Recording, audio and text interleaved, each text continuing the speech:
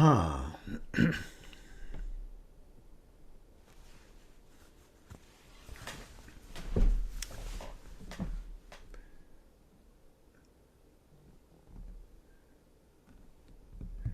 Sri Aurobindo in The Life Divine opens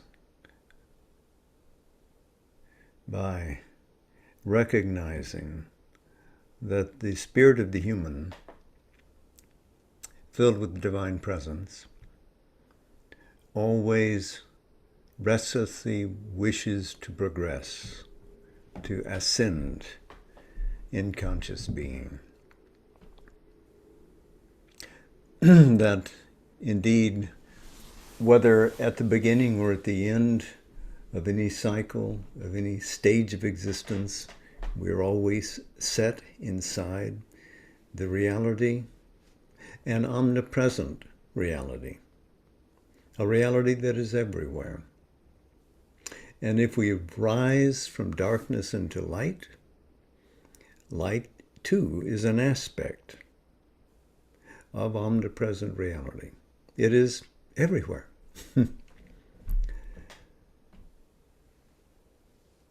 One thing Sri Aurobindo notes as he surveys the world's philosophies and spiritual paths is that none of them have integrated the whole of existence. None of them escape the conflict of light and dark. Well, we'll come to a furtherance of Sri Aurobindo's vision in a moment, but to recognize that this is part of our deep cultural heritage as reflected in our very earliest mythologies is something we should have context in. Because whether it's religion or philosophy or psychology or methods of this and that, the earliest language that we have in which we composed our understanding about the universe was mythology.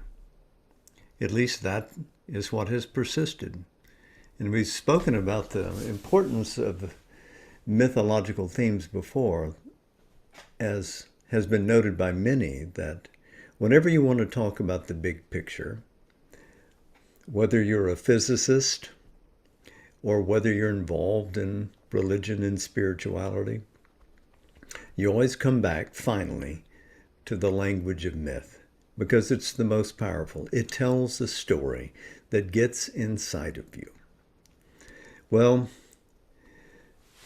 there's an original mythology in Africa, which we can call Gondwana and Gondwanan in its adjectival form. And it is different in tone. It doesn't have these long stories that are connected sequentially from one to the other. It has ideas, too, about what is the beginning, what is the continuation, but there is, just to cheat and get straight to a short-cut version of it, a primordial goddess, a mother goddess, who somehow gives birth to a high god. The high god is not the creator of the universe, but the high god fashions the stuff of the universe, and along the way creates humans, is disappointed with this creation, and retires to a position somewhere aloft, and doesn't have anything to do with this anymore. What do they call it? Deus Otiosus, I think. He's uninvolved and somewhere far away. So it's lesser gods and forces of nature and humanity, etc., that get into a mix and create the world that we have here. Well, we won't go farther into Gondwanan myth. It is not time-pointed like Laurasian myth is. And they have stories, plenty of stories, but they're just stories. They don't necessarily have great lessons at the end of them, but they're interesting stories and they persist. Goodness, we can trace this back, at least germinally, maybe 20,000 years. Not 2,000, but much more than that. The myths that we know that appear in Indo-European, in Indo-Aryan, in Indian myth, these all come from what is called Laurasian mythology. There's a point at which a group of people leave Africa. And these people wind up, in a way, all over the world, always traveling, always looking. And they have a set of myths that come with them. And in that set of myths, there's an emergence from non-being. Somehow the world must appear, yes? So there's an emergence from non-being. There is sometimes a carved up giant like Purusha in the Purusha Sukta in the Rig Veda that is the beginning of the world that we see and experience. But also the earth may be seen in some of these original Laurasian myths as rising from the waters. And a diver animal, in Hindu mythology, it would be the boar, goes down deep into the waters and finds the earth there and brings it up and sets it in a shaky way upon the surface of the waters. And it persists and all things begin from there. And of course then there's the idea that there is an egg with a golden germ, and then everything is populated from that egg. All of these are Laurasian myths. And what's interesting is that they appear all over the world. They appear, some of these same themes that we're familiar with in India appear in Iceland, appear in Japan with very close similarities, and wind up in Amerindian mythology as well. Yes, all the way over to the North American continent. And it's not that we're plumbing the depths of a collective unconscious to do this. We all came from the same place. We came out of Africa for some reason, and these myths are precious to us, and we've kept them. But this is that set of myths that have a definite storyline. So there's a darkness. Light must come. But when heaven and earth are lying together, there is no light. They must be separated somehow. They must be separated and divided somehow. And in that division, the light that we know is born. And who is the divine being in India that does that? Well, it would be Indra. But think of all the others that have done this too. Across the globe, separated earth and heaven, faced the great enemy, the dragon. In India, of course, it's Vritra, coiled up in the heavens, won't let any of the water out.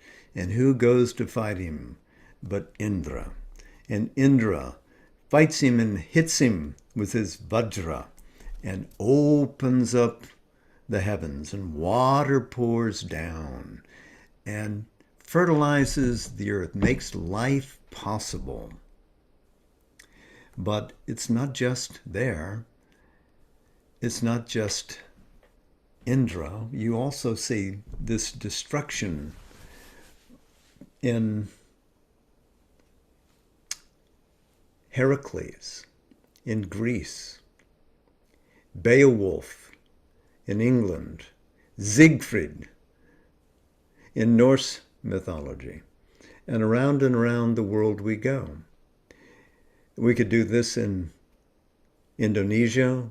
We could do this in Amerindia. We could do it everywhere. It is the blood or the water released from that conflict that fertilizes life on earth. Darkness is defeated. But has to be defeated cyclically.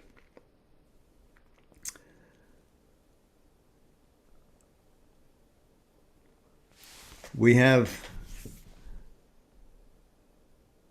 other myths where light is found, and found by the great I, not I, the letter I, but the E-Y-E, that kind of I.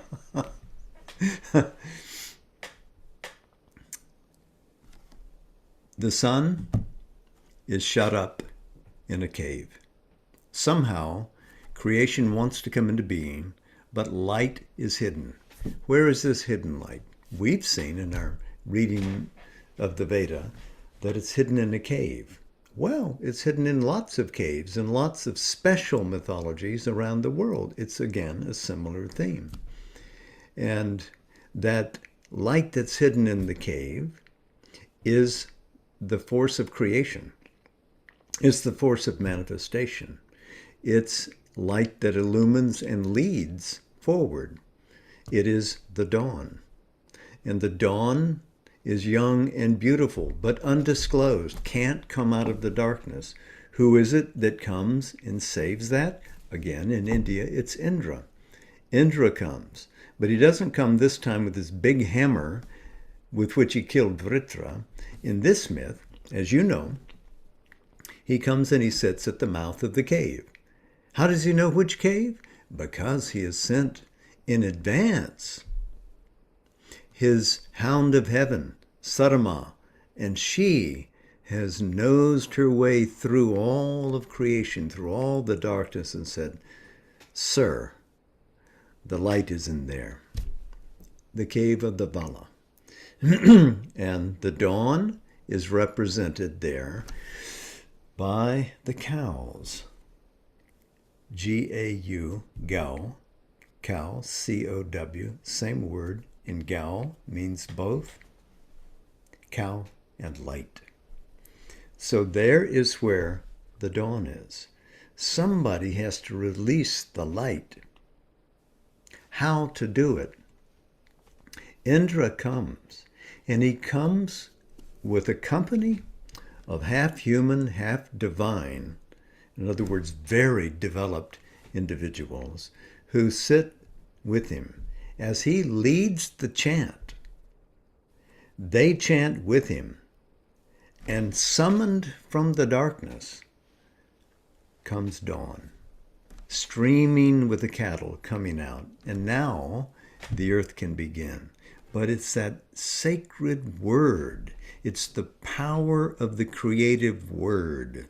And that creative word is installed in all the mythology, basically, but especially in the sacred verses.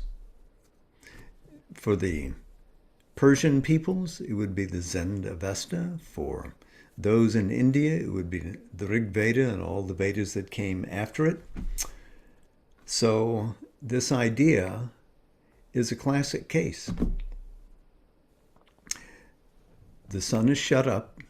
You have to come and somehow release it. A young hero or a great hero comes, enters into the gate, and releases all possibilities. Last week we talked about the 16,000 goddess powers, the Shaktis, that were kept secluded by Narakasura, and Krishna had to come and release them. Diwali. And here we see that beautiful dawn, in a much earlier age, is the one who comes out. But again, in multitudes. It's not just the dawn singly, a procession of dawns and rays of light. the plentiful nature of light, the manifestation which wants to stretch out everywhere. It's a symbol for us, and it's a powerful symbol for Sri Aurobindo, too. The word betokens the victory. One has to hear the word first, and then one has to say the word. Even the pronunciation is important. It must be said correctly to effectuate itself. So we might note, by the way, we talked about the timing of some of these stories. This idea seems to be associated too with the winter solstice, particularly, that annually darkness has to be slain in this period and light has to be restored to the earth. It's the original act of creation, but creation must be renewed annually. So there's this cycle. Darkness reasserts itself, it has to be put away, and light has to come forward. But as long as we live in dualism, this cycle will be true. And here enters Sri Aurobindo, because it's only transcendence of this dualistic cycle and integration that can ultimately vanquish darkness, because light and dark are intertwined. It's part of human vision. It's part of mentality. We must outgrow mentality to bring real solutions to the earth. Remember the high god in the ancient Gondwanan philosophy? We find echoes of that in the Laurasian mythology as well. I said philosophy, I meant mythology.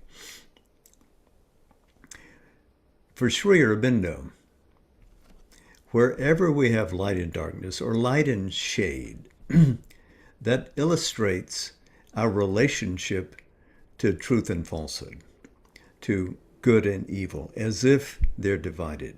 For Sri Aurobindo, in an omnipresent reality, falsehood, ignorance, etc., can't be co-equal with light and good and truth. It can only be a limited obscurity within the larger truth, which can, over time, be gradually effaced by that darkened part becoming conscious. The whole purpose of the yoga is to do that. And you might say for Sri Aurobindo, without having to state it, his whole purpose is to set to the side these very precious mythologies, important as they are, and create a new story with a new consciousness. Not be prisoners of the past, because we'll always have to go back if we are. So wherever there is a partial light, there will always be shadow. It is only when light is the totality, light is all there is, when we move from light to greater light, that we have the resolution of this duality.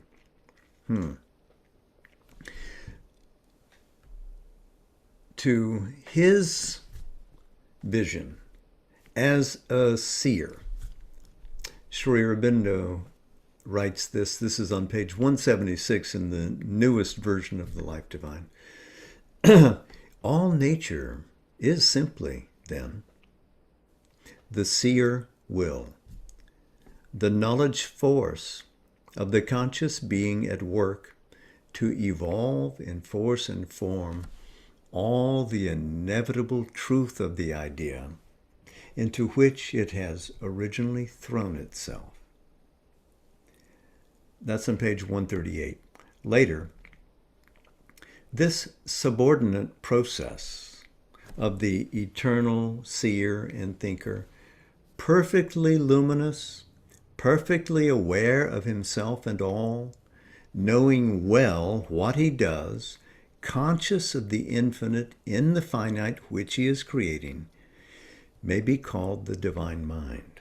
And it is obvious that it must be a subordinate and not really a separate working of the real idea of the supermind, and must operate through what we have described as the apprehending movement of the truth consciousness, the power of truth to reach out and grasp what seems to be other and include and reunify it. So there can be no final separation. There can be distribution of one reality. They can be distinguishable, but they can never be different.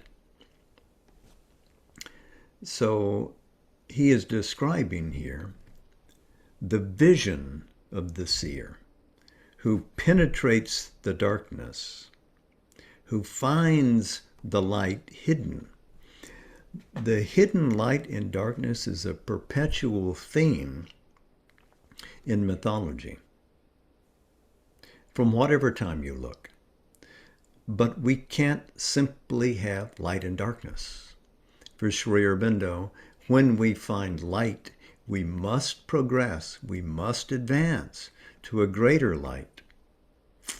We must evolve beyond mentality again. For Sri Aurobindo, the seers that he knows and respects and honors the most are Vedic and Vedantic. He doesn't look to the philosophers for light. And you might remember that in the Isha Upanishad, the supreme seer is the sun, representing the supramental consciousness. He's invoked at the close of the Isha Upanishad in the 16th verse, almost the close. Into the sun, the radiant aspirant, like the one who is invoking, who is composing this set of verses, is lifted up and passes into that solar radiance, that brilliance. For Sri Aurobindo, that means, even there, in this Upanishad, it is betokened that our advance can't rest in the range of normal humanity. It has to proceed to that divine vision which is above. We must become entire in our view, so that we can see both halves of any question and subsume both apparent truths into a greater reality. Hence, integration, hence integral yoga. Earlier in that same Upanishad, the Isha Upanishad, that ascending seer is recognized as the one who orders things perfectly across all time. So the questing soul is one with the Supreme Soul who has ordered this world perfectly. We don't see it as perfect because we live in a divided consciousness, apt to be darkened, apt to experience suffering. But lifted out of it, one can be a seer of the subtle, a seer too of the gross, of the material reality. A seer of all is omnipresent and living, and acts, works, inspires, expires, as does the divine person. Beyond division and duality, the seer experiences not just knowledge, but also delight as he courses through manifestation, as he unifies and beatifies every experience. And Sri Aurobindo, too, is a seer, acknowledged by his peers as a peerless rishi. He is Vedic in vibration. His life exemplifies, especially after he comes to Pondicherry, the passage from divided knowledge to truth-conscious vision, and a transition from the limited abilities of the human into the mastery of a seer will. All these are Vedic themes, and they come to fruition, in my opinion, in Sri Aurobindo. He exemplifies, and then he transcends the Indian mythological constraints. He sees their importance, brings them into a vision capable of entering the future. We don't have to lose the valuable things of the past, but they must come with us. They must be portable. They must be living and transferable into a greater waiting reality. Wants to descend into us, we can bring them as well, and they will be transformed. They don't lose shape. They don't disappear into light, but they become luminous. It's not a release from the revolving cycles from the world chain, as Buddhism or Shankara's Vedanta might assert that he is seeking, but the conscious and deliberate capacity to recreate and transform nature from subordination into equality with spirit. Oneness, again, must be achieved. Go to his short poem, Light, Endless Light, and you can see how meaningful it is to him. Sri Aurobindo is a living bridge, a transition into borderless light. As sight is paired with hearing in Vedic times, so Sri Aurobindo shapes a new and compelling reality with the intonation of the inspired word in his own epic, Savitri. To that we now turn, and y'all help me see if I can pronounce each word correctly. So we can go, I think tonight, back into Canto 3 in Book 1, the Yoga of the King, the Yoga, pardon me, of the soul's release. And we'll start on page 24 and read just a few lines.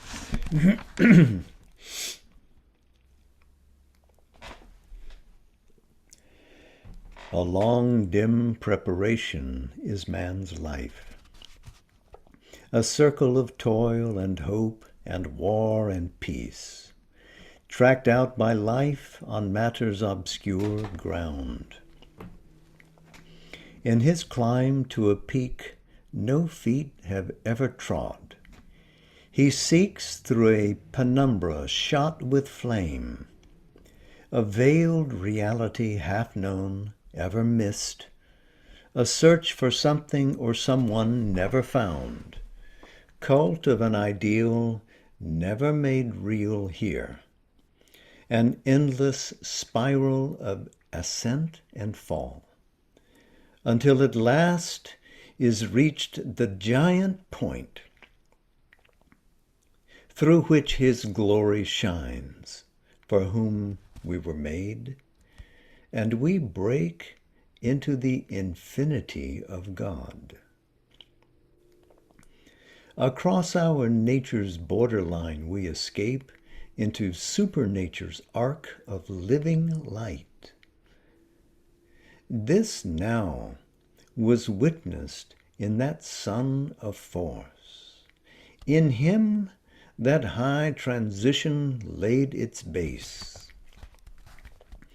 Original and supernal immanence, of which all nature's process is the art, the cosmic worker set his secret hand to turn this frail mud engine to heaven use. A presence wrought behind the ambiguous screen. It beat his soil to bear a Titan's weight, refining half-hewn blocks of natural strength. It built his soul into a statued God. The craftsman of the magic stuff of self, who labors at his high and difficult plan in the wide workshop of the wonderful world, modeled in inward time his rhythmic parts. Then came the abrupt transcendent miracle. The masked immaculate grandeur could outline, at travail in the occult womb of life, his dreamed magnificence of things to be. A crown of the architecture of the worlds, a mystery of married earth and heaven, and next divinity to the mortal scheme. A seer was born, a shining guest of time.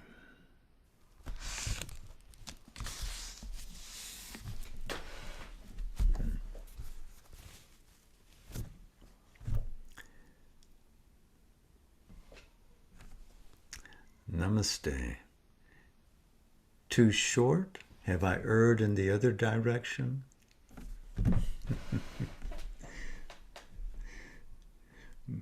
Bring your criticisms. I await them eagerly.